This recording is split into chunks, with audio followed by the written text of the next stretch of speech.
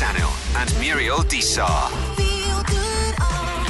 Talk 100.3. डे break चल रहा है एंड यस 8:30 ट्यूसडे की सुबह आपके साथ Vivek and Muriel. Good morning. Good morning and welcome to yet another edition with University of Wollongong, Dubai. And we have Michael Mallory, who's the Assistant Professor Director of Media, School of Humanities, School Sciences and Health. And we also have John M. Green, Chair of Board of Directors. Welcome to Talk 100.3. A pleasure to speak to you all this morning. It is sensational to be here. Likewise. I mean, today's topic is so interesting, and the moment we you heard the topic that you're going to bring onto the table, both of you are going to bring onto the table, we were baffled. The subject is artificial intelligence as an emerging and emerged media or technology trend. Could you talk to us a little bit more about this? Well, yeah, absolutely. So everybody now knows about artificial intelligence. Right. A few months ago, very few people really understood what it was, what it could do, and OpenAI released ChatGPT, and in the first 2 months, 100 million people logged on to that, which is the fastest consumer use of any kind of technology in history. Wow. It took years for the internet to reach 100 million people. It took Facebook 4 years to get 100 million people. Wow. It took Google 1 year, and this is in the first 2 months. And I bet that a huge proportion of your audience has tried ChatGPT. Right. And you kind of think, wow, it's incredible. What's also incredible is not only how useful it is how wrong it can be. So we have to be very cautious about what we think and do with this technology. But it's a very exciting point we're in human history now with what we can see this can do. Michael and I were talking earlier about, there's right today, people can make videos without people in them, just from text. Avatars. Can make music using this. Right. Can you write a book? We can talk about that. It's a very exciting time. And also, Michael sir as well with us, talking about AI teaching, AI taking over society, AI in creative industry. Your thoughts on that? I think creative industries has always been the one area where AI maybe wasn't supposed to or couldn't get into, just because creativity and human creativity is supposed to be something that really comes from people, and putting creative work together, whether that be books and writing or music or video or whatever that is, that takes a lot of human input, and we always thought that AI wouldn't be able to get into that. But with OpenAI and all the other applications that have come from that, we've seen how quickly AI can actually produce things that we might need to start thinking of as creative work and creative productions. Are they good?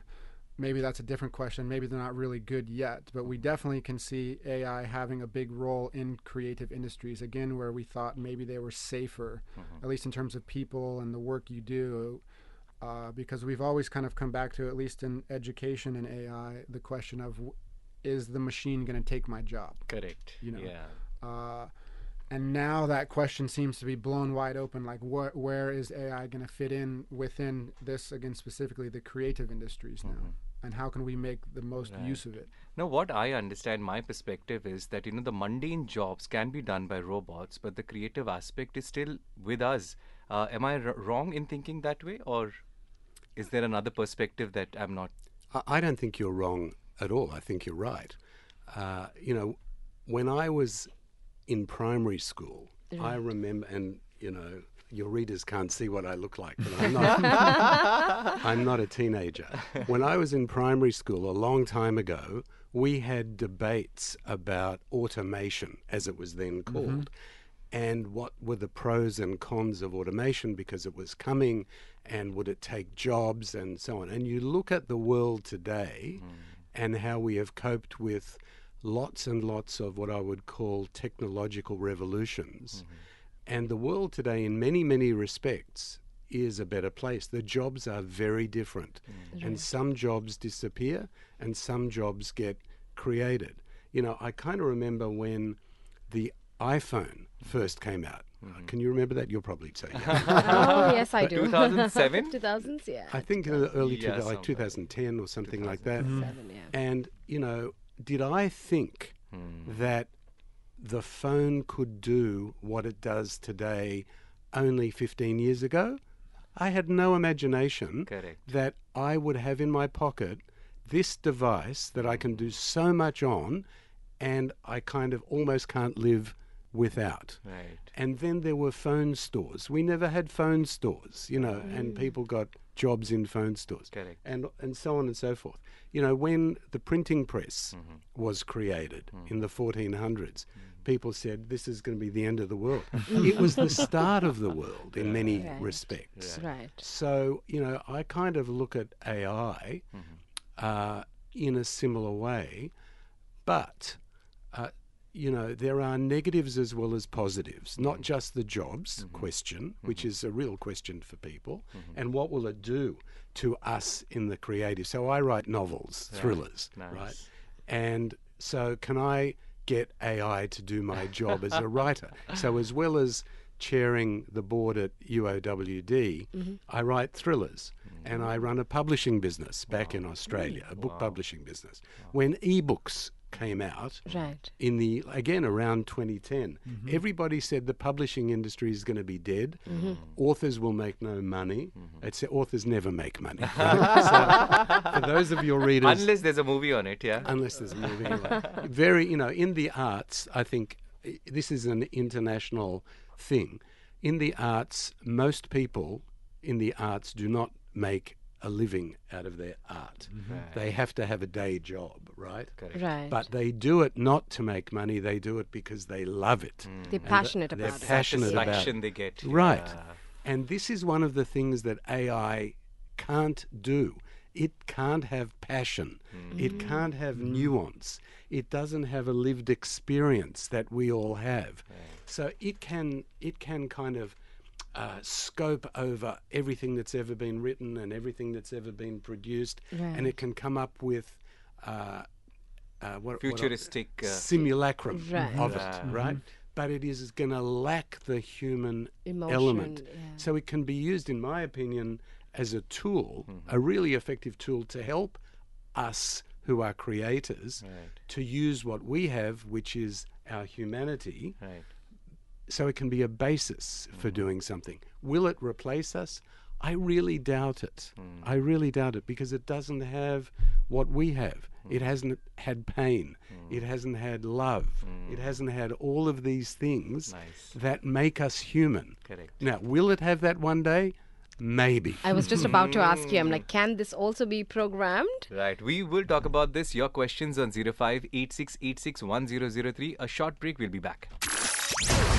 Wicket or boundary, what's the score?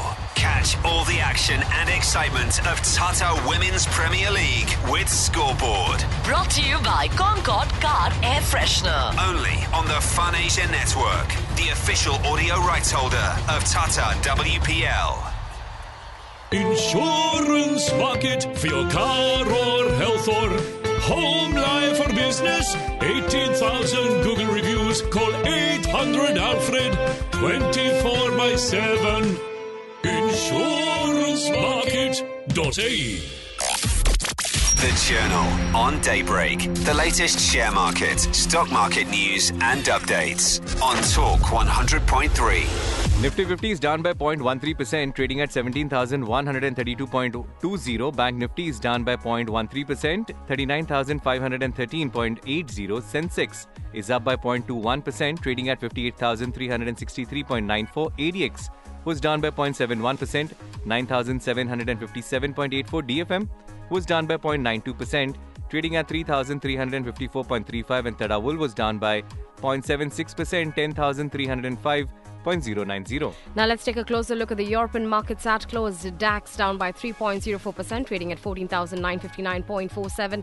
FTSE 100 seeing a minor dip of 2.58%, trading at 7,548.63. CAC 40 is also experiencing a dip of 2.90%, trading at 7,011.50. IBEX 35 experiencing a dip of 3.51%, trading at 8,958.90. Stocks 50 on the other hand is also experiencing a dip of 3.14%, trading at 4,096.54. And this was your roundup of the stock markets. Talk 100.3 Traffic. Eastern Mangrove के वहाँ accident, so you could find traffic going towards Khalifa Park. बाकी जो usual traffic है वही आपको मिल रहा है. Drive safe. Dubai Sharjah 311 E11 वाफी से world trade centre, Dubai lane road से आप उद्मिता की तरफ जा रहे हो, you'll find traffic there. रासल खोर का exit as well. Dubai mall jam packed towards Sheikh Zayed Road. E44 का exit, अल्ट्राबाद का exit from 311, lot of traffic there. International City, Lulu hypermarket, वर्सान onwards, वहीं पे एक्सीडेंट हुआ है. Going towards Al Aweer Auto Market, you'll find a lot of traffic there. हेस्सा पे accident हुआ है. अलखेल से हेस्सा का एग्जिट आपने लिया, वहीं पे एक्सीडेंट. सो 311 से आपने हेस्सा का एग्जिट लिया तो you'll find a lot of traffic there. JVC अलखेल से अल्फेयर रोड, प्रोडक्शन सिटी से अलखेल का ब्रिज, कर्नल सबका जैम पैक. ड्राइव सेफ, सुनते रहिए. अलखेल का ब्रिज, कर्नल सबका जैम पैक. ड्राइव सेफ, सुनते रहिए. This is Talk 100.3. And yes, University of Wollongong, Dubai, see we've got Michael Mallory, Assistant Professor, Director Media, School of Humanities, Social Sciences and Health. And also we've got John M. Green, who's the chair of and board of directors at University of Wollongong, Australia, correct? And who's also an author. And I think when we were on a break, we were having this discussion of how can the AI do what you do, and he said no, and he actually went ahead and asked AI to write him a book. I did. I did. And I was really excited. I've asked AI to write me a book. I've asked it to do something easier, which was write me a poem and a song. And all of them were terrible. but it was quick. Today. It was quick. Right? Super quick. Yeah. Super quick. And yesterday when Michael and I were chatting, I gave it a question which was write me a synopsis of a thriller about AI. And it came up with actually not a bad synopsis. We looked at it and thought, this isn't bad. And I'm at the beginning of writing a new story, a new book. And I thought maybe I could weave something in. And this is because of you. I wouldn't have thought of doing that until I was thinking about this interview. Right. And I might weave this in and dedicate it to Muriel and Vivek. Thank you so much. But then, Michael sir, there are a lot of positives. We were discussing about it as well. So in which creative process we could use AI? I think like John was saying, I've used it for similar things like outlining things or brainstorming for things. But then I think the human still needs to come back into it after that. So I think there's maybe some beginning of workflow kind of processes that it could help a lot with. Again, generating lists, generating synopsis, generating ideas. But then we still need to take that ourselves and refine it and edit it and make it usable. I don't know how long it's going to take for the AI to get smart enough to advance in the creative process. Maybe not too long. Even in the 4 or 5 months that OpenAI has released their programs, it's grown, tremendously, and what it's able to do. Right. So I think maybe the AI will continue to move forward in the creative process. I just don't know exactly where that's going to end up. Right. And the skills that are needed, you actually don't need them, right? No, I think you definitely AI need tools. You need skills. I think if we're talking about like the language processing tools like ChatGPT and others like that, it takes a skill to be able to write and ask questions to get good responses. Right. There was this, a very famous photographer on Instagram, and when they asked him that, how did you get so many followers and how do you get these images, he said he did take help from AI for Photoshop or for different methods. So the skill that is needed to make your creative output stand out, you are getting it from AI. Yeah, but there's a lot of benefit from this. So you think about other things that we have used. So if you take something that today we would regard as really basic, And some people think, oh, I don't want to use it anymore. PowerPoint. Do you remember PowerPoint? Right, Right. presentation. Presentations. Now, if you use PowerPoint, in the olden days, what do I want it to look like? I don't know. Will I use this font? Will I use this color? Or whatever. Now, PowerPoint gives you a whole lot of suggestions. You type in what your text is, and it says, do you want it to look like this? Do you want it to look like that? And they're fantastic. And it's kind of so much better than what I would have done myself. So these tools that we have are already being used in a positive way. So as Michael said, you can use the AI now to give you ideas. You can say, tell me about this. This is a topic I don't know a lot about. Tell me 3 things or 5 things that I want. Or there's something I don't understand. Explain this topic to me as if I was an 8-year-old. Nice. Right. And you will get a very good explanation. It may not be necessarily correct. So you still have to check the data. So for example, it can't do mathematics well. So if your readers take out your listeners take out your calculator, and you type into your calculator 1, 2, 3, 4 times 7, 8, 9, 0, and you ask it to do that, and it will come up with an answer. You ask AI to do that, you do it on your calculator. The answer on AI will be different to your calculator because it can't calculate. It can't do number calculations where there's a number that has to be going over, right? Right. So what else can't it do? So you have to get to the source. Now, the other day I did it. I did 1, 2, 3, 4 times 5, 6, 7, 8, and it kept getting it wrong. And I said, "You're wrong. You're wrong. Do it again." And it did it again, and it was wrong. And it kept getting it wrong, and it did not get it right. Nice. So today we did it, the same calculation, and it got it right first time. Wow. So it may be that by people doing this, it's learning And it's getting how to get it smarter. right. And in the AI area, the researchers call this not mistakes, they call it hallucinations. It's using data that it thinks is correct, but it's not correct. And we as users need to understand that this isn't magic, it's not true, it's not truth, it can be fake. So we have to retain our human intelligence and be curious about the answer and check it. Right.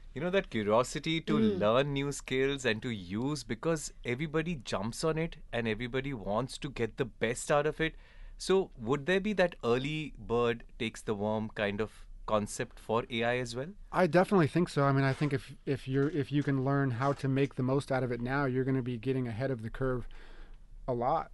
Think about when even things like Google or other search engines first came out, people who could make the most out of those search engines were getting ahead, and that was very economical, if you or financial. Like if you could optimize early searches on Google, you could make a lot of money doing that. Right.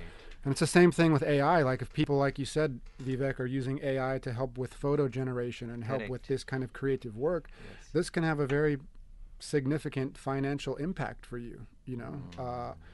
It takes work, it takes input, it takes trial and error, but it's a tool that can be used. Again, I might agree with John. I don't think it's a replacement tool, but it's definitely something that we can learn how to use to help support our work. And the earlier we do that, I think the better. I like the line that you said, support the work, because there are these ideas that our jobs will be replaced. Now, talking about media and AI, your thoughts on it as well, that we've been watching a lot of presenters have been coming up with avatars. You don't need people to present. Physically, you don't need to be present. Yeah, no, I think media and creative industries is the one area where AI is gonna have significant disruption, and I think for us as educators, it's important that we are equipping our students with the skills that they need so they can make the use of the AI in the jobs that they're going to have in the future. I don't think it's going to replace all of our jobs. I don't think it is maybe going to replace you sitting here talking on the radio, but it might become more a part of your daily. Right. For example, a kind of traffic workflow. update, my Sure. avatar gives a traffic update. I get the break. something like that. Yeah. Sure. You can have a coffee. So when AI obviously introduced, I mean, the different chatbots and everything that we're talking about, ChatGPT, likewise, you just mentioned, a lot of parents were taken aback because suddenly critical thinking went out of the window, and then you had a lot of students that were logging on to these platforms and trying to make their life easy. Do you really think that critical thinking now is going to have, is going to be taken aback, or there's going to be a setback where that is concerned in comparison to what probably we learned, and soiled our hands and got that kind of information? Do you think now it's just too readily available? This has already been happening. If you think about how a lot of people get their news, it's instant gratification. And are they checking the facts? We've heard recently about in America, Fox News, the presenters weren't believing the stuff about the attack on the Capitol, that, they weren't believing Trump, but they presented that it was the opposite. Right. And you say, we have to question who is telling us information. So coming back to the point we were making earlier, curiosity is such an important human value and skill. We must teach our students in the universities, in the schools, in the primary schools, curiosity. We must retain that. That is one of the most critical human attributes. It's why we have AI, because of curiosity. It's why we have the equipment we're talking to now and being able to talk to people who are hundreds of miles away from us. It's because of human ingenuity and creativity. If we kill that, video killed the radio star, remember? But radio is still here, isn't it? Video didn't kill radio. Radio is still powerful. So, I just don't think it's the end of critical thinking. I think it means we have to teach critical thinking differently and make it such a high priority for our young people that, they embrace the new technology, but they understand the risks and the benefits at the same time. Which Right. is amazing. And now I think the creative field will have to develop certain kind of skills to work in tandem with the AI as well. So what are the kind of skills that we're talking about? How do we upscale ourselves? I think that's the term that we need to be focusing on, right? Yeah, I think critical thinking is probably at the top. Critical thinking, like you were saying, is hard to teach, but we need to have that critical thinking to start with. Otherwise, we're just going to take everything that AI gives us as a given. So I think the critical thinking and other things that are also hard to teach, like nuance, asking questions, and being curious, because we need to continue to be curious and continue to want to learn and not just look for the easy, quick answer or fix for something, because all of these things are, take a long time. Right. Life takes a long time, and we're going to keep learning as we're going through life, and AI is going to keep changing with us. But there's other more technical skills I think that are going to be necessary for AI kind of stuff. I don't think it needs to be computer programming, because I think the AI is doing that for us. But other design kind of skills, if we're talking about media, even still film production skills, writing skills, because AI can help with writing, but we need to be able to write if we're writing scripts, if we're writing short scripts or long scripts or TV scripts. People need to be a part of that, and I think that's an important part of our experience as the media consumers. We like things that are produced by people. Right. We like to watch things that are produced and created by people. That gives us a kind of experience. A connect. Connection. And this is the kind of stuff that universities like University of Wollongong in Dubai, it's top of mind for us, because, we have a responsibility to the generations coming and the existing generations to kind of deal with this in the positive way, be aware of the negatives, be aware of the positives, and to kind of really embrace it carefully so that we can actually turn this to a very big positive for humanity. And that's our responsibility at University of Wollongong, every university, every school, every teacher. So we all need to kind of get on the train. Amazing. Right. Any tips that you'd like to give, students to prepare better for the AI future, and because that's going to be an interest that everybody would be looking into? Top 2 tips probably would be experiment with it. Try all the different kinds of AI that's out there would be number 1, and number 2 would be, like John was saying, always question it.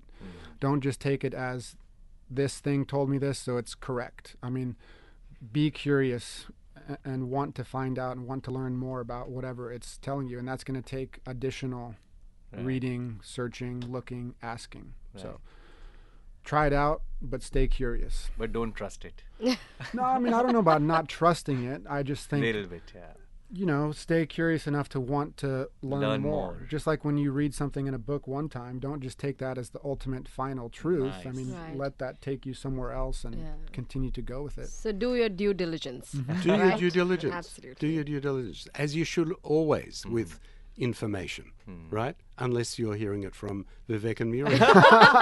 John, so you're working on your next novel, I'm sure. If you get a title using AI, would you take it? A good title for If it was a good title, the title that it gave me wasn't a great title. I won't tell you what it was, but it wasn't a great title. But, you know, and you spend a lot of time as an author thinking about the title, and then your publisher says to you, I don't like that title. That title doesn't sell. And I say, but I spent 6 months thinking about this title. And they say, great. Do you want to sell the book? That's not the title. It was such a pleasure to speak to you and, you know, to understand and get so much of knowledge about AI, about your perspective. So thank you so much for coming to our studios and imparting this knowledge. Our pleasure. Really loved being here. Thank you. Likewise. Thank you for coming.